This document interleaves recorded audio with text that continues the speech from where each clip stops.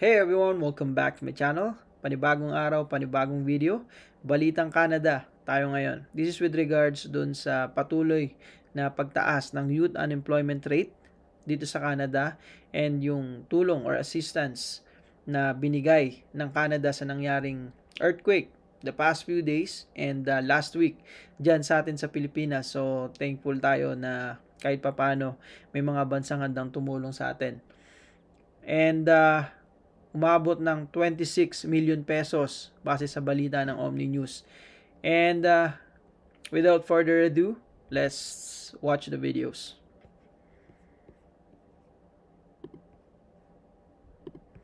Naitala ang isa sa pinakamataas na youth unemployment rate sa Canada sa higit isang dekada at ang tumataas na unemployment rate ng youth hindi na raw ikinagulat ng Federal Jobs Minister. May report si Teresa Redula.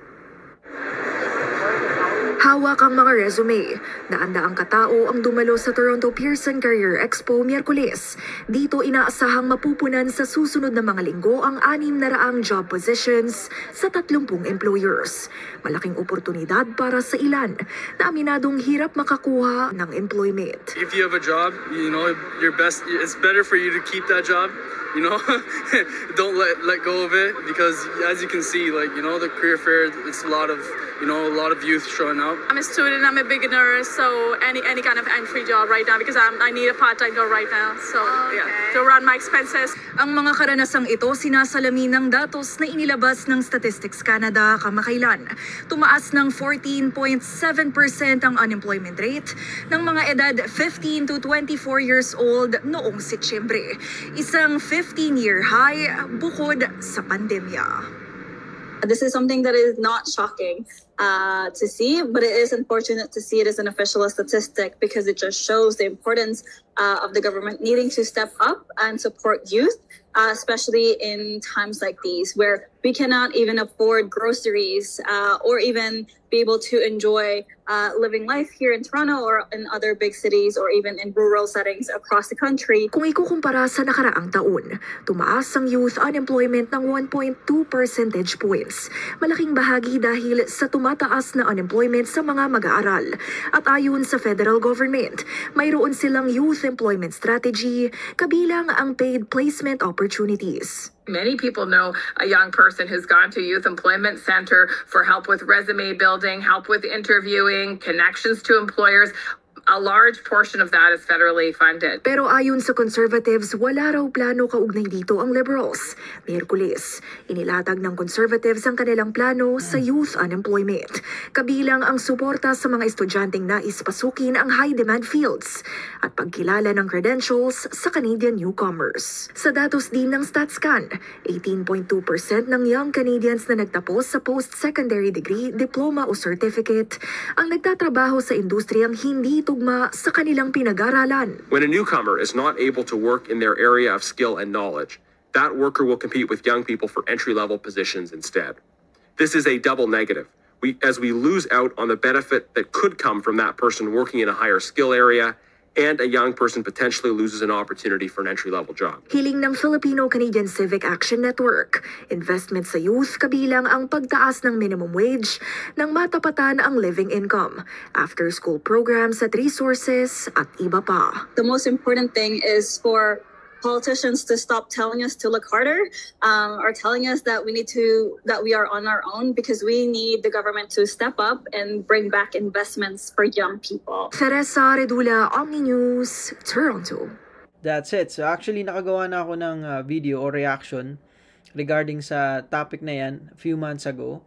I'm sure yung mga nakatutok dito sa Canada and yung mga pending applications and then yung nagbabalak na pumunta rito as a student, temporary foreign workers, and then yung iba, mga sponsored family members.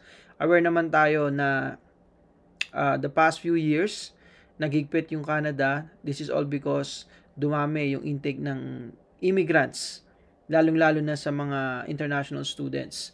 Kaya nga, naghigpit. And ilang field of studies na lang yung mabibigyan ng postgraduate work permit, unlike before na almost any course after mo mag-graduate ng inaral mo dito sa Canada, makakapagtrabaho ka. Well, iba na ngayon kasi nagbago yung economy ng Canada, apektado yung housing and then yung other social services like yung healthcare. So, sobrang dami, lumaki yung population or dumami yung immigrants. Kasi if mag-aaral ka rito and then as temporary foreign workers, aware naman tayo na maaari mong madala yung families mo. And like children and then yung spouse mo, and then kapag nandito na sila sa Canada, they'll be able to access yung healthcare. So, isa yun sa nagiging dahilan. Like, sa sobrang dami ng population, onte yung mga doctors and healthcare services, nahihirapan yung iba na makahanap ng doctors. And then, even sa hospital, talagang ang tagal ng pila sa sobrang dami ng applicants or mga pasyente. And kasama na dyan yung sa schools ng mga bata, pahirapan makakuha ng slot kasi nga sa dami ng mga bata na nandito ngayon sa Canada. Ilan lang yon sa mga naging epekto ng lumubong population and more intake of immigrants dito sa Canada. And let's watch the other video regarding dun sa assistance na binigay ng Canada sa Pilipinas. Isa na namang lindol ang tumama sa Pilipinas ngayong Biyernes. Bagamat walang naiulat na pinsala, tuloy ang paghatid ng humanitarian assistance ng Canada para sa mga biktima ng mga sakuna sa bansa. Ayudang milyon-milyong piso ang halaga. Ang detalye sa report ni Paula Saraza. Muling niyanig ng lindol ang pulo ng Mindanao. Biyernes ng umaga, naitala ang pagtama ng magnitude 6 earthquake sa Surigao del Norte na inaasahang magkakaroon pa ng aftershocks.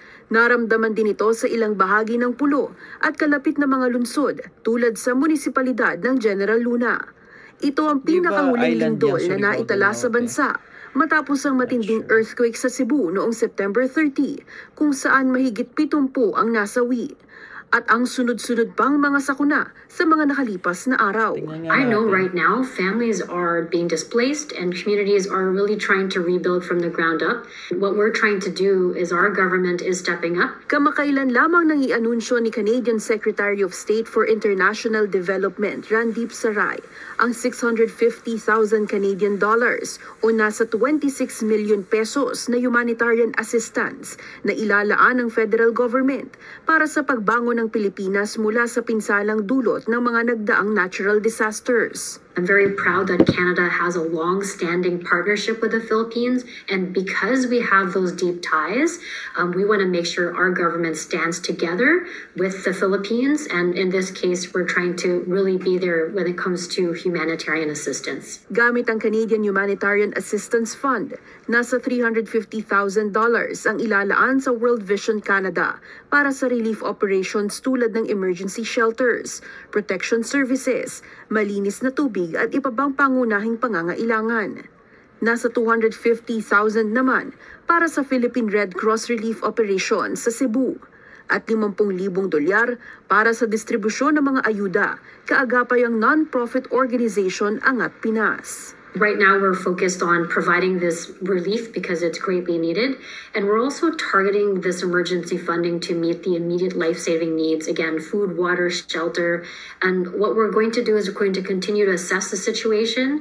And we're standing ready to provide further assistance if needed. Biyernes, bumisita sa Cebu si Philippine President Ferdinand Marcos Jr. para inspeksyonin ang patuloy na relief efforts sa mga apektadong bayan. I'm happy to report na meron na talaga lahat na nasiraan ng bahay ay meron ng tinitirahan kahit na tent lang muna. Kung makita ninyo dun sa yung dinaanan natin tent city, pinapalitan na natin yung tent at dinalagay na natin yung mas maganda, mas matibay na housing para sa ating tinatawag na modular shelter na ating bagong binibigay pagka nagkakaganito. Sa huling pagtatala ng mga otoridad, pumalo na sa 79 ang death toll dulot ng mga lindol sa Cebu. Bukod sa Canada, naghatid din ng tulong ang Taiwan at United Arab Emirates. Paula Saraza, Omni News, Toronto. Thankful tayo dito sa bansang Canada, no, at nagbigay sila ng or nagpahatid sila ng tulong diyan sa mga kababayan natin sa Pilipinas. And I just hope na talagang makarating yung tulong dun sa mga apektado, no? Kasi nga dito sa nangyaring massive corruption diyan sa bansa natin sa administration nito ni Bongbong Marcos. I just hope for the best and sana talaga makabangon yung Pilipinas at yung mga kababayan natin na apektado nitong lindol.